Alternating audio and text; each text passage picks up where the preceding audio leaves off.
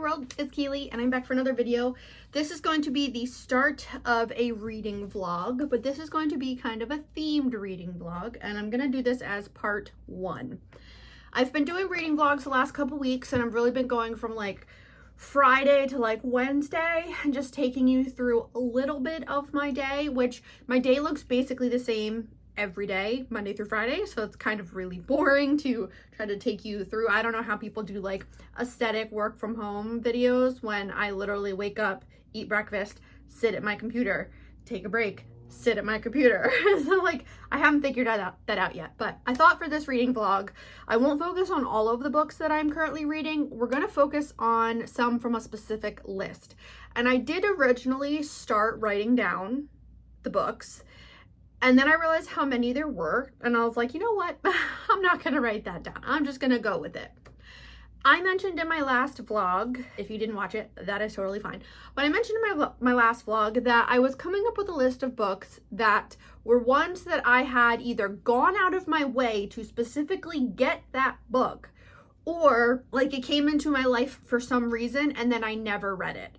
And I don't want to continue that. I want books that I'm bringing in to be books that I'm either immediately reading, have already read, or will be getting to very soon. Like I want to stop this idea of purchasing and bringing in more books that are gonna sit on my shelves unread for years. And I was going through, and I have books that even this year I bought that I was like, okay, that person definitely persuaded me that I want to read that book. I think it'll be a vibe. I go and get it. Do I read it? No, not at all. Of course not. To try to get more of my TBR read, I am going to be picking books that I've purchased this year, and also ones that I just have left over from other years, other projects that I need to get to. One of the books on this list is probably one of the oldest books on my TBR at this point, minus some like sci-fi fantasy mass market paperbacks that my husband and I share that I got when I started BookTube that we both wanted to read, like Hyperion or Brandon Sanderson books, or what is it, like the Shadow something, Patrick Rothfuss series that he's never gonna finish. So we're gonna ignore those and we're gonna go for the other books. And one of them that's been on my shelf for literal like almost 10 years at this point, I don't even know if that's how old it is, but I got it when it came out, is this one. It's a nonfiction called Bone Rooms: From Scientific Racism to Human Prehistory in Museums by Samuel J. Redman. My husband bought this for me for Valentine's Day the year that it came out, or like very shortly after. Yeah, this came out in 2016. So I've had this on my shelf for almost 10 years, unread at this point. It has moved with us from Maryland to Pennsylvania. My plan for this reading vlog is to get this one at least completely read. The other one that I also have on this list to read along with that one is this one, which is not as old. I've had this one only for a couple of years since we moved to Maryland. But Jack Hartnell has another book that just came out that I really want to read. And what I'm trying to do for nonfiction at least is not buy the author's next book if I still have a previous book from them. So Jack Hartnell for me is one of those historians. So this one is Medieval Bodies, Life and Death in the Middle Ages. This one came out a couple years ago. And the book that literally just came out is on The Wound Man. And The Wound Man was this illustration that they used, I want to say in like the 1800s, early 1900s, maybe even way earlier than that. I don't know. That's why I want the book.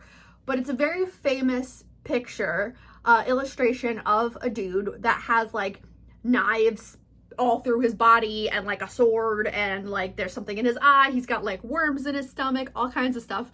And it was basically this picture that they used to help train doctors on like, here's all the various things that can impact people and here's how you respond. So he wrote a book about the history of that.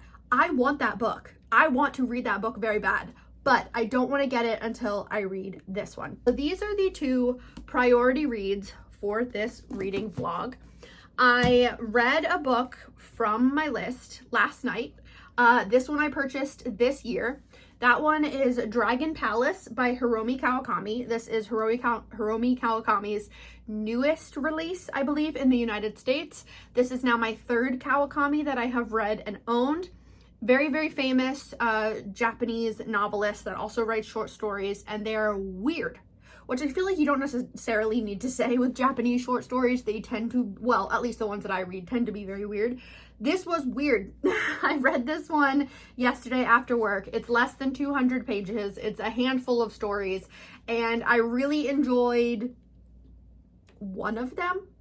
And one of them I skimmed, and so the other ones I was just like, okay. The one that I really enjoyed was called Mole, and it's about mole people that rescue humans that don't want to live anymore and bring them into like the underworld where the moles live, and the humans can either leave and go back up to Earth, like to the where humans live, or they can die. It was weird. It was so weird. The first story is called Hakusai, and that is the last name of a famous Japanese artist, and I don't know a ton about that artist, so I have a feeling that like if I did have that background knowledge, it would have been better. Like I would have understood it more. But it was about this guy that is standing on the beach. He's just kind of like in a depressive episode, like not really enjoying life, and this other guy comes up to him, starts bullying him, and is like, you're gonna take me to the bar and buy me alcohol, and I'll tell you stories about the time that I was an octopus. And I'm like, what the fuck? So it was weird. They're very weird, very weird. Some incest in this book too, which is also very uncomfortable. I was talking to my friend about it. She's like, oh, would you recommend that book? And I was like, no, it was fucking weird. But I really enjoyed it. So I specifically went and bought this book because I saw Jen Campbell talking about it. And I was having a vibe earlier this year of reading a lot of short story collections. And so I went and I bought a couple more. So I have another stack of short story collections that I could pull from for, well, I'll be pulling from for this vlog series.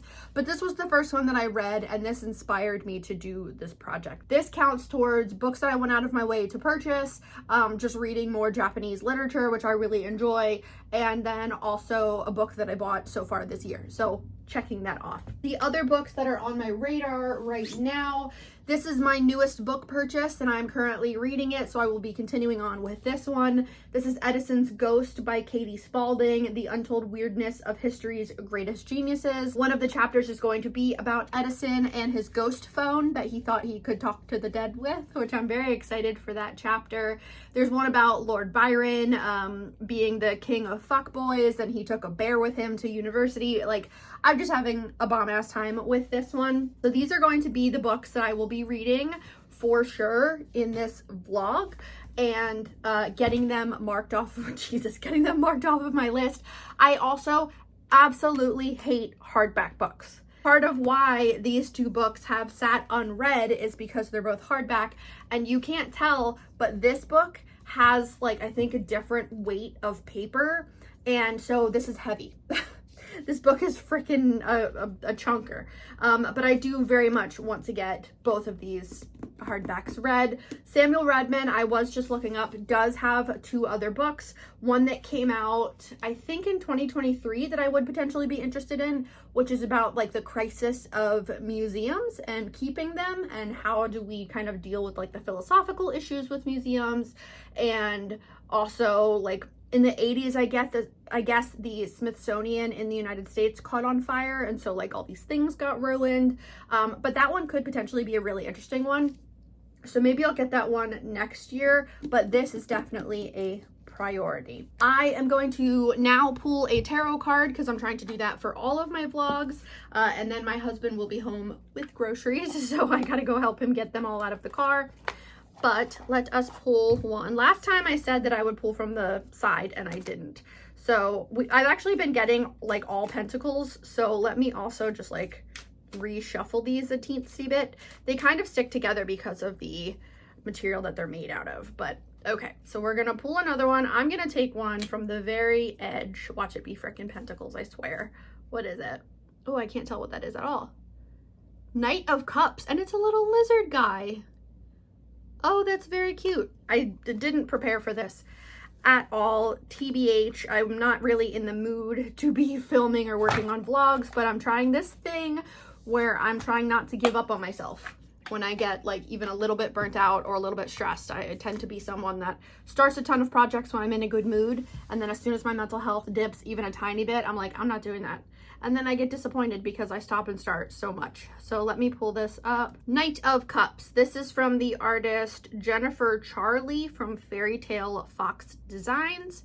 And Knight of Cups keywords for upright is idealist, charming, artistic, graceful, tactful, diplomatic, mediator, negotiator. And the upright Knight of Cups meaning the truth is that the Knight of Cups is the most feminine amongst all the Knight cards in the tarot. It's important to note, though, that this doesn't even slightly suggest that he is any less of a worthy knight. It implies that he is in proper touch with his emotions and his intuition, and that he uses them for his own well-being and during his many romance and seduction quests. He is usually quite attractive and charming to others, regardless of their gender. When faced with an actual decision, the Knight of Cups is going to listen to his heart, regardless of whether this is actually a logical choice or not. He can also manifest as an event or a person in your life or a part of your own self. He appears as a messenger, and with him he carries an invitation or an arrival of something or someone which is going to have a certain emotional benefit for you. As a knight, he is also charged with taking the gifts of his suit and bringing it outward into the world. He therefore can also represent the undertaking of some project with significant emotional or creative value for you. Interesting. So even though we got a different suit, I mean, this is all very much like, you know, meaning making, finding things where there are no things to find. But it's very interesting that all of the cards that I've pulled so far in the last couple weeks have to do with like projects and goals and stuff, because I'm working on a lot. I literally said that one of my things is trying not to give up on myself, because I am my biggest hater and also very much someone who loves to start things but really loves to quit things. That's fascinating. Okay, cool. I really enjoyed that. Now I need to go because my husband's home with the groceries, but I will report back as I've gotten some reading done. I thought that I would have you here. I don't know how to do this. I have you like on top of a container, on top of another container, wobbly AF. But I thought I'd try to figure out how to film while I am making for the first time pumpkin coffee cake. I'm very much in the mood to bake stuff, and what a perfect thing to try to bake for fall. So earlier I got out some sticks of butter because I need softened but still cool butter is what it specifically says. So I gotta get out all of the stuff. Let me close the dishwasher so I don't friggin' trip over it. We've got flour, sugar,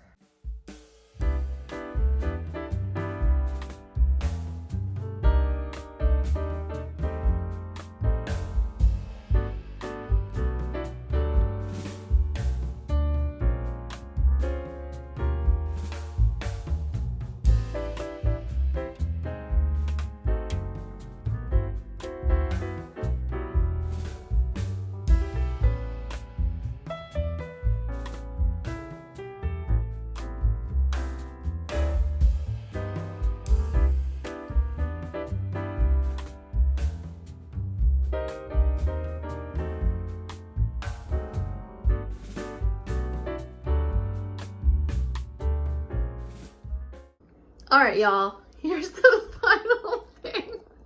Okay, so here's what happened, right? So I had the icing and I was like, oh, I'm gonna drizzle this. It's gonna look so good. And then I bumped the handle of our little oven and flurped it all over the side. So not quite the aesthetic, cute fall baking that I was hoping to do, but this is the reality. I'm clumsy and I make a mess. Don't worry, I cleaned everything up. And it doesn't look as beautiful as I was hoping it would.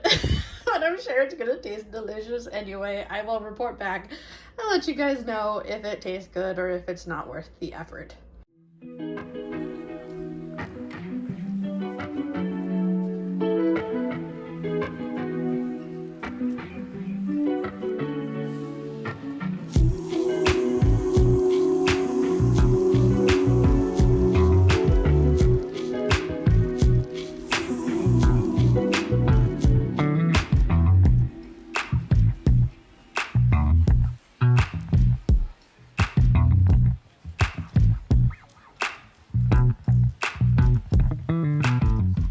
Is this a ridiculous angle? Sure is, but apparently I forgot my tripod downstairs and I don't feel like getting up. So while I'm doing some work stuff, I thought I would update you guys on my reading. First thing to say is that pumpkin coffee cake, 10 out of 10.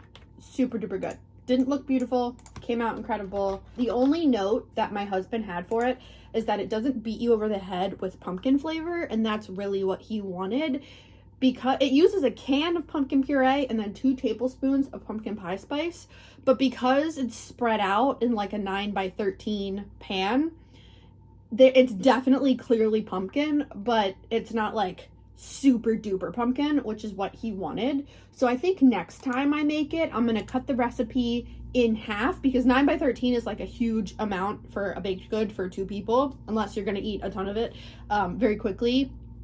But for us, it's just gonna be too much, so I'll definitely cut it in half. But I might try to not completely cut in half the amounts of pumpkin and pumpkin pie spice, and see if that adjustment will work to make it more of like over the top in your face. That was wonderful. I literally just had a piece of it because it was so good. Reading updates. I have marked 2 books completed, 3 books completed on my TBR. One of them I actually DNF'd earlier this year. Then I watched Sydney talk about reading it and was like, okay, I'll just finish it. I got it from the library on my Kindle, finished it, returned it. Took all of an hour, worked that off, but that will be in my wrap up for September. Yesterday, my anxiety was really bad. I just needed to like touch grass at one point. So I grabbed Grendel by John Gardner off my shelf, and I went and I sat outside in the garden and read for a while until my anxiety calmed down. And then after work, I went and I read even more, and I have completed it because it's less than 200 pages. So this is a kind of classic Beowulf inspired retelling, because it's the story of Beowulf but from the perspective of Grendel the monster.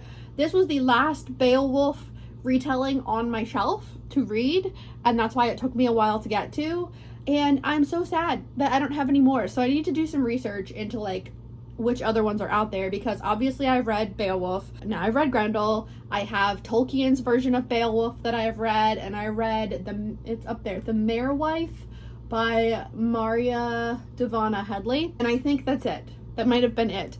So if you know of any other Beowulf or, you know, Grendel retellings, please let me know, because I am a Beowulf stan. Like in the story I prefer Grendel, honestly, but I'm happy that I read this one. It was weird, like really, really weird. Anytime that I see these like classics and the comments on it are like, this is the best thing ever, it's so great, and I'm like, okay, I get that, but some stuff was like, why did you write that? Like, that was weird. Like, at random points, Grendel just randomly, or was it the dragon? Grendel talks to the dragon at one point, and the dragon's just, like, giggling about hemorrhoids. Like, what is happening right now? So, I don't know. It was weird, but I'm happy I read that one. Then I also spent a bunch of time last night reading Edison's Ghosts. This is the newest book that I just bought at September 1st for my TBR, so my thing is that I have to read it as soon as I get it. And I did not read this one like 100% all the way through, because each chapter is about a different person in history. So what I did was I flipped through, and the ones that I had like never heard of before or were really interested in, I read those, and the ones that like I already knew what the author was going to talk about, I didn't read. The one that I was super interested in, besides Edison talking through his ghost phone, was to read about Lord Byron. And it was a really interesting section, but it was also kind of sad and like not at all what it claimed to be. So on the back, it says Lord Byron, the acclaimed British poet, literally took a bear with him to university. And I was like, oh, okay, we're going to hear about the bear. There's literally like 2 sentences of like, he took a bear because they had a no dog policy and he thought that was stupid. So he took a bear.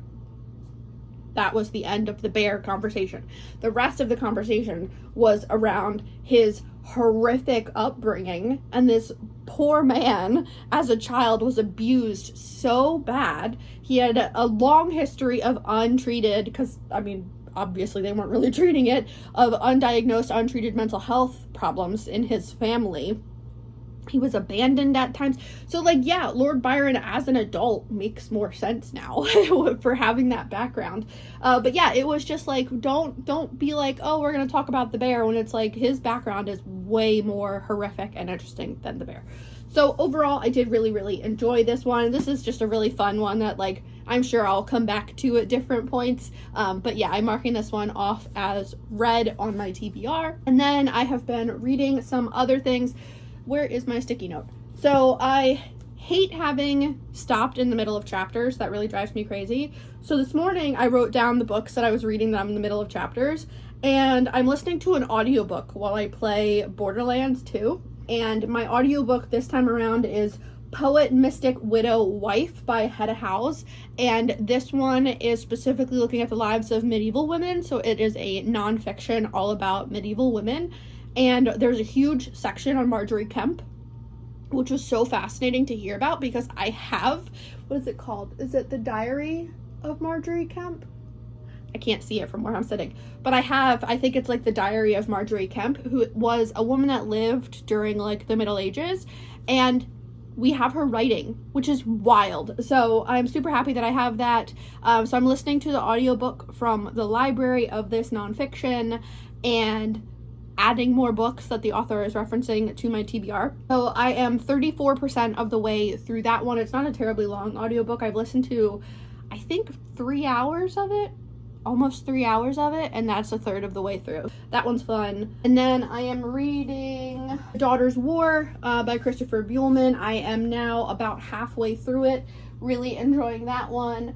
And then the one that I need to get to the next chapter that is supposed to be part of this vlog is Bone Rooms by Samuel J. Redman. It definitely reads like it was Redman's dissertation. Like that's kind of how it's reading. It's reading very academic. Like the intro, he literally lays out like this, like first I will talk about this, then I will talk about this, then I will talk about this. And that feels very academic to me compared to just like a typical nonfiction. It's very fascinating so far. I did tab a couple things. The one thing I tabbed at the beginning, in his introduction, he says, recent historians have been harshly critical of the legacy of amateur collectors, perhaps better described as looters, and scientists who established these collections, but few books have fully explored the interconnected nature of individual institutional histories and human remains collections as a social and cultural practice, nor has much been written on people's reactions to bone collections when they were placed on public exhibition. He's basically just setting the stage for what he's going to talk about. I'm very excited to get to the section where he talks about the Mutter Museum in Philadelphia, because I've been to the Mutter Museum a handful of times. We lived in Philadelphia for a couple years, and it's like Philadelphia's biggest oddities museum. But it's had a lot of issues over the years, and I have a book, I forget who wrote it, but it's called Dr. Mutter's Marvels, and I don't remember anything from that book. It's a nonfiction book about Dr. Mutter and the establishment, like how he created the museum. But it really is like a museum based on exploitation because it's all like, it's literally human remains. Yeah, the Mutter Museum just has such a fascinating history. So I'm really excited to get to that part of this book. So this weekend, this book is really going to be my focus besides reading The Daughter's War, because this is one of the oldest books I've had on my TBR. I was thinking through like, what books have I brought with me from apartment to apartment? And this is definitely one of them. Obviously, I'm trying to read the books that I've purchased in the last 6 years since we've lived in Pennsylvania again, but the books that I had when we lived in Maryland for a couple of years, and the books that I purchased when we lived in Philadelphia before that I have brought with me and haven't read. So I am trying to work my way through all of my TBR, obviously, but also through the books that I bought for like specific reasons, or that I asked for specific reasons, which is also the reason why I decided to pick up Grendel. One, because it was very much like a comfort. I knew it was going to be a comfort read, but also two, because I've had that book on so many TBR lists and I never finished it or never picked it up. So that's why I decided to actually read that one. So in my head, it very much fits into my list of like books that I went out of my way to buy, or, you know, books that I purchased for a specific reason. I'm going to count that one there. So yeah, we'll be getting back to Bone Rooms throughout today. Of course, I also started another fiction book that I thought I bought within the last year, but I haven't. I actually bought it last year, but I will be reading that one as well, just because it's been on my mind. I'm in the mood right now to start lots of books, and I'm not finishing as many as I'm starting. I'm still finishing books. But I'm just not finishing as many as I'm starting. So I do need to kind of like hunker down and keep reading the ones that I've started. Today I have just been working all morning. I had my pumpkin coffee this morning. I went outside and I read for a little bit on a break. I still need to take like my official lunch break. I just had some of the pumpkin coffee cake that was really good. No plans for the rest of today other than finishing work and then just hanging out and reading. This weekend is going to be relatively busy. Tomorrow we're going to run a bunch of errands and then go out for brunch. And then Sunday is my tattoo appointment. I kept thinking it was like a week from now. No, Sunday is the 7th. That is my tattoo appointment. I don't think I'll be able to get any footage in the tattoo parlor because I'm awkward with filming in public, and also it's not a massive tattoo place, but it's not tiny either. All the artists are in one room and they all sit together and we all talk, and it's very cozy.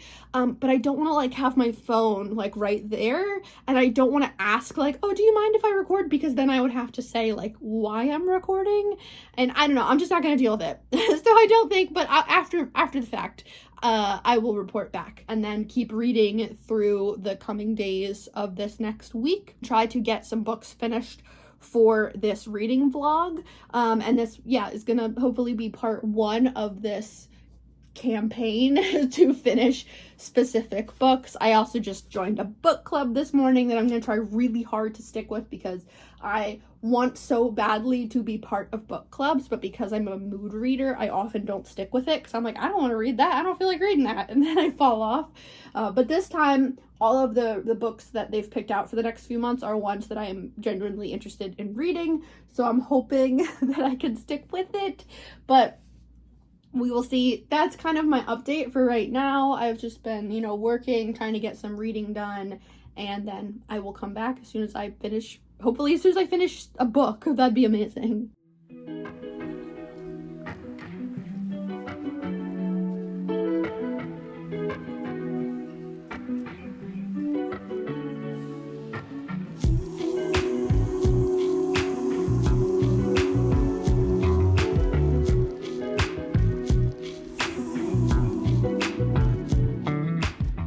Office is kind of a shit show, but it is Saturday. We are home from running errands. This morning we went to Costco, and then we went to the King of Prussia Mall, which is a huge mall in eastern Pennsylvania. That's like the biggest mall on the East Coast, I think, and it's ridiculous. But we went there so my husband could try on some clothes, and we wanted to check out the new Gotcha store, which is not quite what we thought it was going to be. It ended up being more of a crane game thing instead of like a gachapon, which we were hoping that it would be more gachapon, but I got some stuff from there. I won this little guy. It's a strawberry like bubble tea plushie.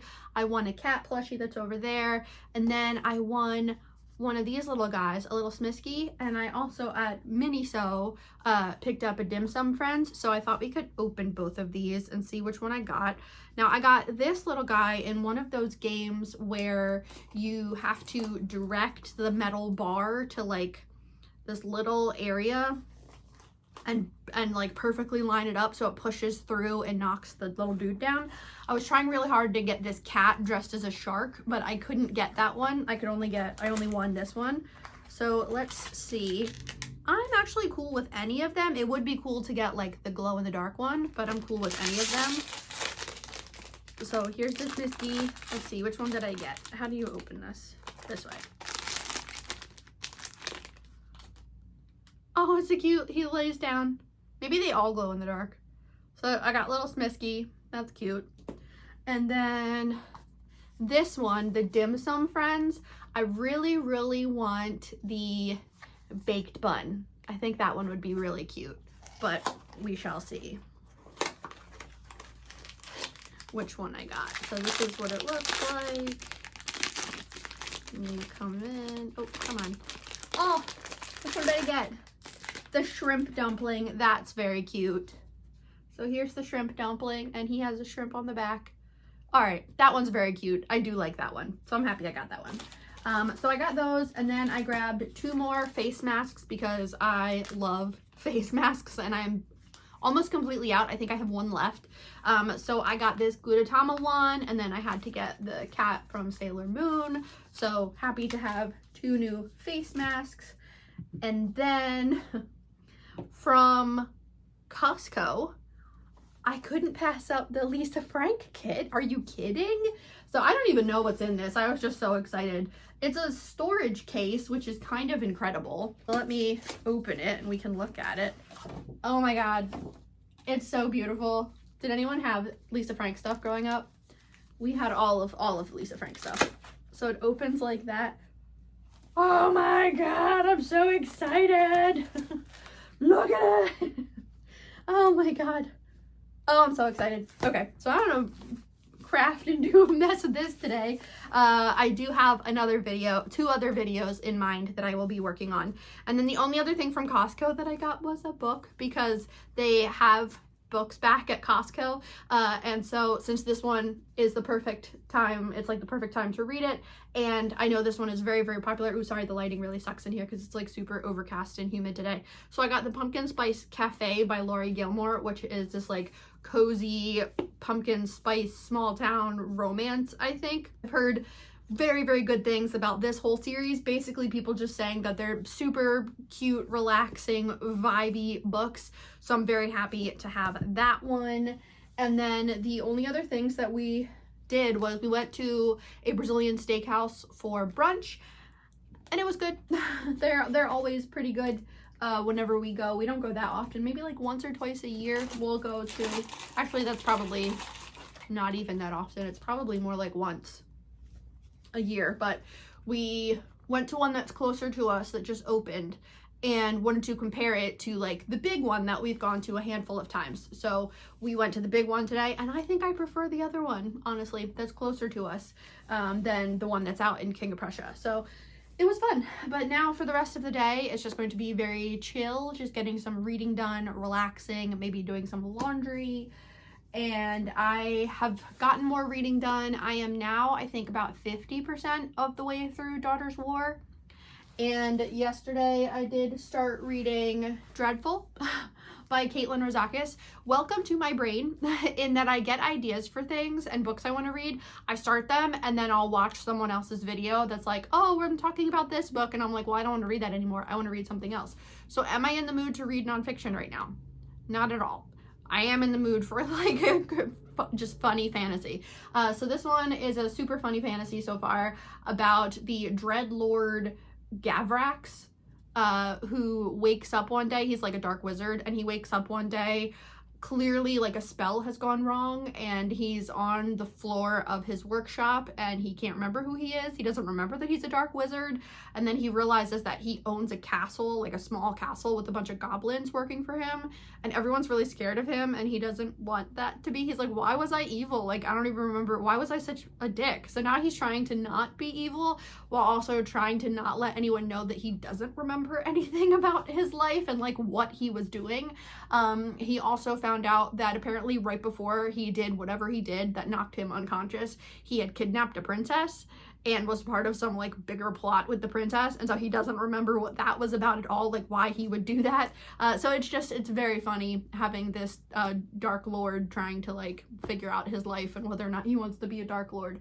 But I'm having a great time with it. So the rest of today is just going to be getting some reading done, getting some crafting done, and just kind of taking it easy. It is disgusting outside. It is like almost 90 degrees and very, very humid. We were having a long period, like 2 weeks of like in the 70s here in Pennsylvania. And then now we're in like, I'm hoping, a final heat wave. And we just need the humidity to break and it would be perfectly fine. But so just gonna take it easy. And then tomorrow we'll probably, well, it depends on the weather and how we feel, might go to the park like we normally do on Sunday mornings, like get coffee and go to the park and read. And then in the afternoon I have my tattoo appointment, so that's basically going to be my entire Sunday afternoon will be at the tattoo shop. So I might be able to get some reading done, I'm not sure, but I'll come back and update you guys once I have done more reading. Hello, it is now Monday. I was trying to think of like what freaking day it is.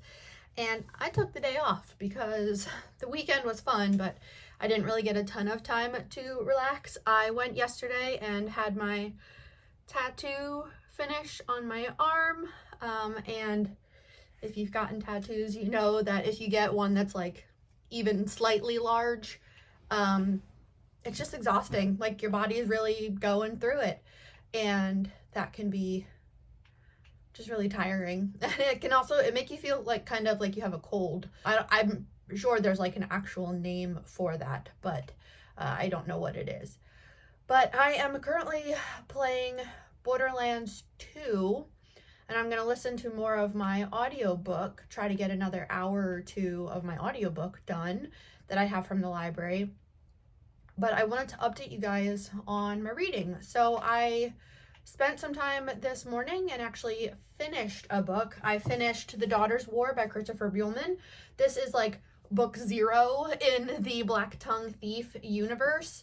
And I heard that this one was better than Black Tongue Thief. And I remember enjoying book 1, but I don't remember anything from it, honestly. But this one was great. I really enjoyed it. So this one is about Galva, who is the daughter of a duke, and she is a soldier in a group of women soldiers, and they have corvids that they use to fight against the goblins. And it's really just it's kind of like a very character-driven story where you're really just following Galva throughout her time as a soldier in this goblin war and the people that she interacts with, and she is telling the story of like, here's what happened, here's kind of some lore for my world, but here's, you know, the battles that I fought in.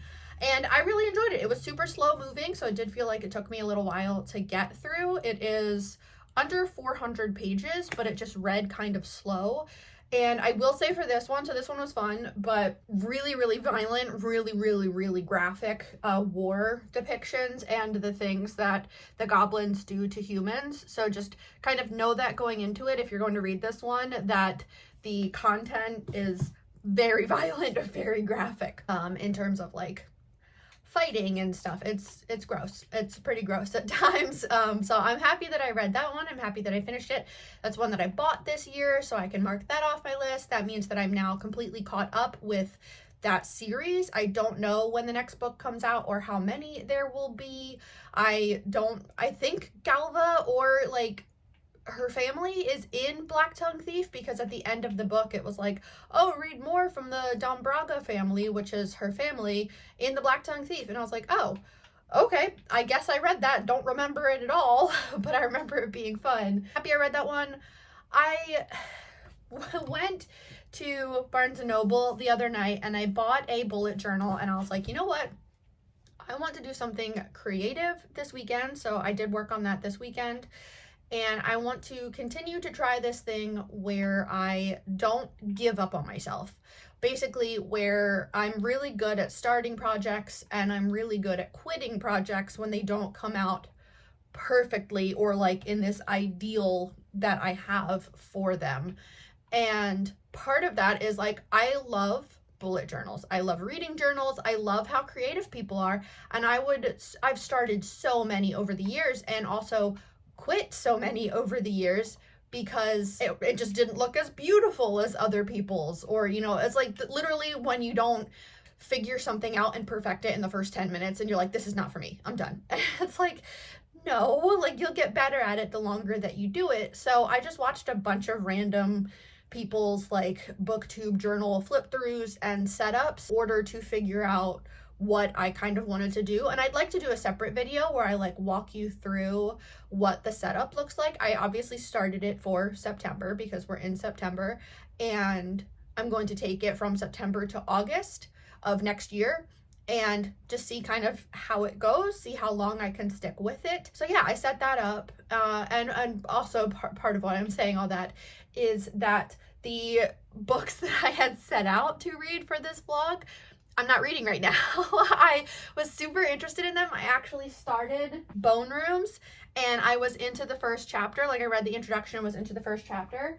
And then as I was reading it, I was like, I would really prefer this as an audiobook. Like, this would be a great audiobook to read because it's just kind of like dense nonfiction, but really interesting content that like I do want to read. But right now it's like I think an audiobook for history would just work better. And of course, there is no audiobook that I can find for this story or for this book, which is really annoying. But I was like, you know what? Instead of kind of forcing myself through it, I'm just gonna read other things. And so I'm still going to be doing this vlog series where I'm reading the books that I like purposefully went out of my way to get or like bought for a project and then never read, things like that. But it just didn't start out how I wanted it to. And in previous years and iterations of projects, I start stuff, I film a whole bunch of content for it, and then when it doesn't go how I want it to go, I just delete all the content. And I'm not gonna do that this time because it's just not, you know, I am such a mood reader. I am like the quintessential mood reader that even in the middle of like a project, like day 2 of the project, my brain's like, nah, I don't want to do that anymore. Let's do something else. So instead of getting rid of this content, I'm just gonna keep it and be like, this is realistic, like what my brain is doing right now. And my brain is bouncing around. I have other projects that I've started and I'm going to be filming at the same time, which is going to be a little bit confusing for me to keep track of because I've never really done that before, and I normally film like one thing at a time, but I like the idea of having multiple projects in the works, so I just have to figure out what's the best way for me to keep track of all of that.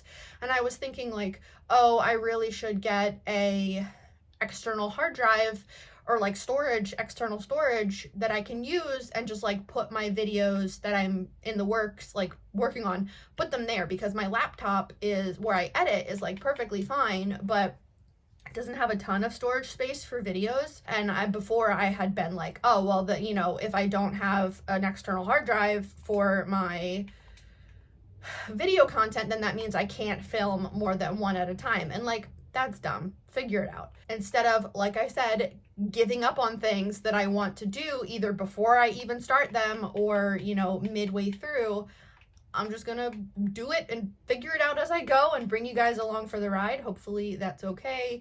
I've been on a booktube in various capacities since 2014, so, you know, 11 years at this point, and I still don't know what the hell I'm doing. Still trying to figure it out. That's just kind of how it goes. You know, I get all these fun ideas for things, all these vlog ideas, and then I don't follow through with them. And then I get like pissed off at myself for not following through. And then that leads to like a defeatist attitude of like, well, then I'll just never do it, or, you know, I can't do it or whatever. And that's dumb. I'm not doing that. So I'm just gonna have fun with it. My you know, one of my things for the end of the year is to just try to stick with it. Like, just don't give up and see what happens. You know, maybe it'll work out. Hopefully I'll have fun along the way though. Sorry, I'm like not looking at you at all. I'm going to the Tundra Express to find Roland's spy. If you've played Borderlands 2, I just rescued Roland for like the billionth time because I've played this game many times. But yeah, so I just wanted to come on here and say like, hi. It's Monday. I'm recovering from getting a new tattoo. I mean, if anyone cares, I could do like a tattoo walkthrough at some point. The one that I just got, or well, the one that I just finished is for the book Millie Floor's Poison Garden, which is a kid's book that I absolutely love. Book 2 just came out, and so I need to go get book 2 and continue to support the author / artist. It is the same person. The author and the artist is the same person. I think she's incredible, and I had messaged her through, I think I emailed her. I went to her website and got her email, and I was like, hey, do you have one of those things that I know some artists do where like you can buy basically like a token, a ticket thing? It gives you permission while, you know, paying the artist, gives you permission to get their work tattooed on you. But basically like a voucher so that they are getting, you know, credit, they are getting paid for you to use their work. And I messaged her and I was like, hey, is that something that you would do? Have you done this? You can completely say like, no, I would prefer that you don't. Cause like I've messaged artists before that I thought were great and said like, I love your artwork. Like, would it be okay if I got a tattoo inspired by it, or like the actual image that you created, can I get that tattooed? And I've had artists say, I would prefer if you don't. And I'm like, okay, that's fine. It's your property. It's your artwork. I will support you in the ways that you're comfortable with, which ended up being I got a tote bag with the image on it instead of getting a tattoo. And that's totally fine. Like, I'm fine with that. I'm not trying to like take someone's work and, put it on my body if someone's not cool with it. Yeah, this artist, Christy Mandan, I'm pretty sure is her name. She was like, yeah, please feel free, go for it. Just, can you show me what it looks like when you're done? Like, yes, of course. So once it's healed up a little bit, I just got it done yesterday, like last night actually. So once my arm is all healed up, I will take a better picture of it, because my arm is also very swollen right now. I will take a better picture of it and post it on my Instagram, on my book Instagram, which is Keely_reads. I typically don't have it linked, or I haven't recently, because I have everything set to private, which is not because of like the booktube community. It's not like I don't want you guys to find my book content. Like, yes, that's fine. But it's because I don't want some of my family to see, because I don't have good relationships with some of my families. I have had people try to add me that like, I don't talk to you for a reason, so no, you don't even get to see what books I'm reading. We don't have to go into that. But anyway, so if you want to add me, it's Keely_reads on Instagram. That's where I post pictures of my books. The other update that I have is that I don't know what the fuck I'm supposed to be doing. Oh, igniting bar kids. Okay. I went back through my story graph for all of the books that I've read so far this year and gave them a number rating, because I haven't done that in a couple years. Like, since I got off of Goodreads, I wasn't really giving books a number rating, but really enjoy like stats videos, and I'd like to do a stats video at the end of the year into the next year of like, what numbers do I have? Like, what can I show you from reading, and like the how much have I enjoyed what I've been reading. And I went through, and I don't have like a formula that I use really for my numbering system. I know some people have like graphs, they get like super into it. Love that for people that have the patience and the willingness to do that. Like, I think that's incredible. I love watching videos where people talk through like, well, if it meets this standard, then I give it this 0.5 and stuff. Like, love that. I do it based on vibes. So it's like, is that a 3? I think that's a 3. Is that a 5? I think that's a 5, like stuff like that. So the majority of books that I've read so far this year have been like 4 to 5. Well, not a ton of 5s, but a handful of 5s. And I can't really give you like definitive, like, okay, well, this met all of these criteria and that's why this is a 5. It's really just like I really enjoyed my time with that book and those characters, and so I decided that it should get a 5. Or I didn't necessarily. I thought it had some weak points, or I found myself kind of bummed, with how things played out, and so then it's a 3.5 or something. Like, I don't think I've given anything a 2 or a 1, because if I'm going to give something a 2 or a 1, I'm not going to finish it. And so it's not going to show up on my read list for the year. It's going to be a DNF, which I have DNF'd a handful of books so far this year. I did go back and finish one, which I think I mentioned in my last clip, was Graveyard Shift by ML Rio, because I watched Sydney from Sid Bookworm talk about it. And I was like, oh, okay, like I read halfway through it and then I DNF'd it. It's like 150 pages. Like, my library had a copy available immediately on ebook, and I was like, I can just go through and finish it. So I did. I went through and finished it. So, some books I hard DNF and I'm like, no, absolutely not gonna engage with that content at all. And other books I'm like, maybe today is just not the vibe. Like, that's just not the book that I want to read, which is kind of what's happening with Bone Rooms and Medieval Bodies. Like, still very much interested in them. Still, I don't want to buy the author Jack Hartnell's next book, Wound Man, until I read Medieval Bodies, because I have Medieval Bodies as a freaking hardback, and like, I bought it full price as hardback. I hate that. Like, why are they $35? That's insane. I will get to that at some point. Just right now is not really what I'm feeling. Although if Medieval Bodies is an audiobook, maybe I will get that one when I'm done, the one that I'm going to be listening to more of today, which is about medieval women. Why can I hate this. Every time that I get to the point in this game where I need to find Tiny Tina. I always get lost trying to find her, but she's just in this cave around the corner, so I just need to go there and get her. Literally right here. I was just too high up. So yeah, I just wanted to give you guys updates. Sorry that this video, I didn't end up reading the books that I set out to read, but sometimes that just happens. And I am just going to bounce to some other ones. I have a couple videos, one that I'm going to start today, one that I started a couple days ago, and I just need to go back and like continue on and see if I enjoy those books. So I just wanted to give you guys an update. Let's wrap up this video. Thank you so much for watching. Let me know what you guys are reading, and I will catch you in the next one. Bye.